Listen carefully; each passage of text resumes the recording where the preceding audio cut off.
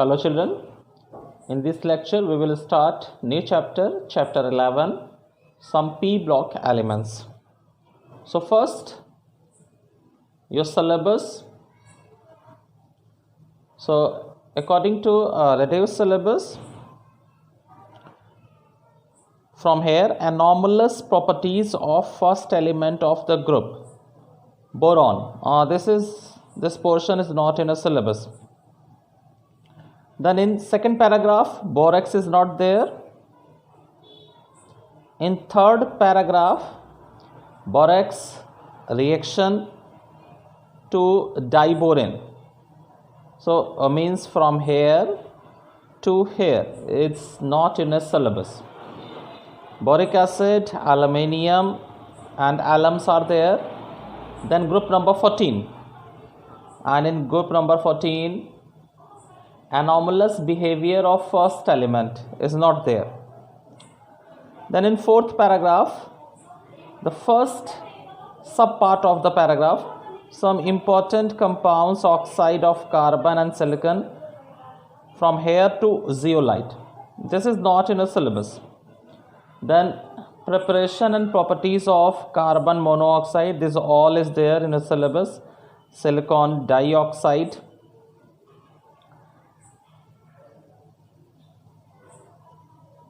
silicon carbide, silicones and silicates and zeolite. These are not in a syllabus. Okay students, so these are the topics which are included in this chapter according to your reduced syllabus for this session. So we will going to start this chapter. And the first heading is introduction. So as we all know that the long form of the periodic table is divided in four blocks S, P, D and F. So we have already completed the this S block elements chapter. Now today we are going to start this P block elements. Okay, so elements of S block and P block are called representative elements. Why? Because each group of these blocks has its own characteristic properties and differs from the general properties of the other group. Okay, so due to their individual properties, characteristic properties, these elements are known as representative elements. So P block elements belongs to 13, 14, 15, 16, 17 and 18 group of the periodic table. So these 6 groups are there from 13 to 18 in which P block elements are included. So you can say P block elements are present in right hand side of the periodic table. So left most side S block elements, then D block elements and after that P block elements. Then the properties of P block elements are greatly influenced by atomic size, ionization enthalpy, electron gain enthalpy and electronegativity. Okay, it is important to know that the elements of second period like nitrogen, oxygen, fluorine, etc. do not have vacant d orbitals. And after these elements, the elements which are present in the particular group are having d orbitals. Okay, so due to the presence and absence of d orbitals, the elements are showing dissimilarity from the other elements. Okay, so these starting elements are having some specific properties and due to absence of d orbitals. Okay, so the P block elements contain metals, non-metals and metalloids. So in the starting of each group of P block, mainly non-metals are there in the starting of the group, then metalloids, and at the bottom side metals are present. Next heading is what are p block elements. So as we all know that the elements in which last electron is present in the p subshell of the outermost shell are known as p block elements. Okay, so as I have told you already that from 13 to 18 groups elements are included in p block, and the configuration of the outermost shell of p block elements is ns2 np1 to 6. So p can have from 1 to 6 electron. So outermost shell p can accommodate maximum 6 electrons, and that is why p blocks elements are present in 6 different groups from 13 to 18. Okay students, and one element helium is there which is having 1s2 configuration but included under p block elements. So first heading, electronic configuration. P block elements, electronic configuration. So as I have told you already that these are having ns2 and np1 to 6 configuration in outermost shell. So as you can see here in this table, 13 group elements with ns2 np1.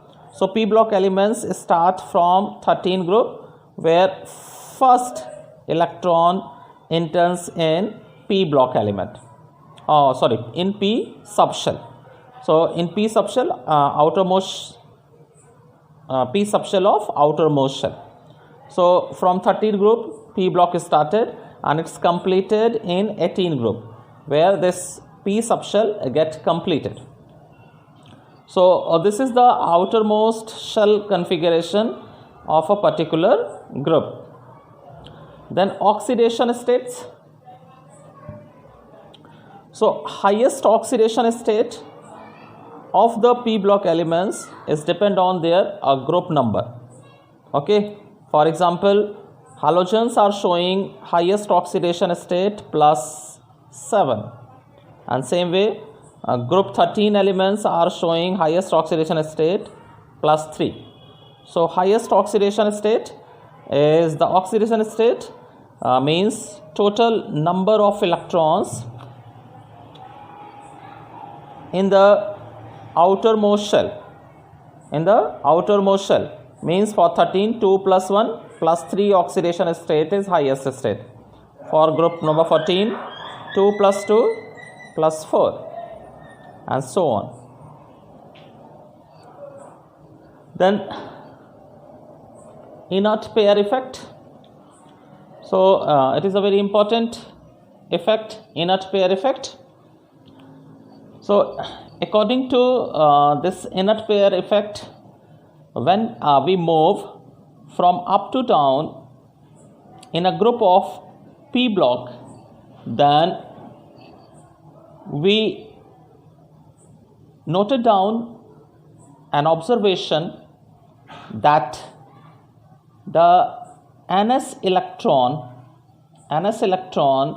are showing reluctance from bonding as we are moving from up to down in the group. So this reluctance of ns electrons from the bonding is known as inert pair effect. Okay, for example, in group 14, carbon, silicon, germanium, tin and lead is present, but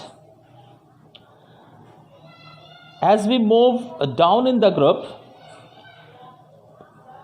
compounds which are based on +2 oxidation state are more stable than the +4 oxidation state.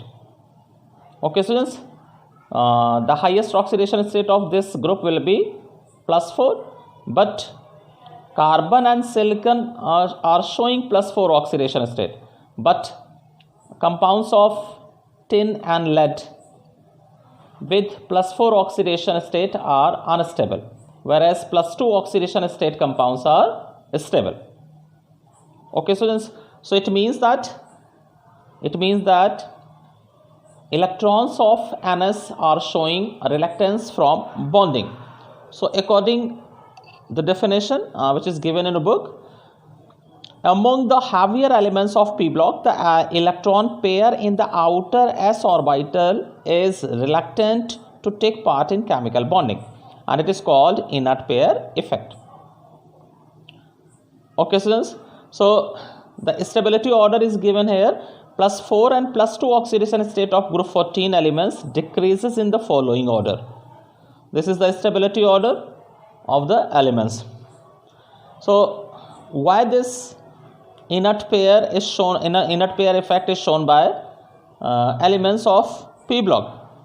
So it is due to the poor shielding of the ns2 electrons of the valence shell by the inner d and f shell electrons. So we all know that d and f electrons are having more penetration power. These d and f electrons will be present to near the nucleus comparatively. So these electrons which are present in d and f subshell will comparatively show less shielding effect for ns electrons, and that is why these ns electron will be more attracted by the nucleus comparatively, and that is why it is uneasy to unpair these electrons, and so these are showing reluctance from bonding. Okay students, then general behavior of p block elements. So in p block elements, metals, non-metals and metalloids, all three types of elements are present. The heaviest element in each p block group is most metallic in nature. So elements changes from non-metal to metallic nature from up to down in the group. So in general, non-metals have higher ionization enthalpies and higher electronegativities than the metals. So in short, we can say that ionization enthalpy and electronegativity decreases from up to down in the group. Then non-metals react with reactive metals forming ionic compounds, whereas non-metals with other non-metals forming covalent compounds. Non-metallic, the change from non-metallic to metallic character is shown by the nature of their oxides also. So the oxides of 13 group elements are first acidic, then amphoteric, and at last basic in nature. Okay, so first acidic or neutral, then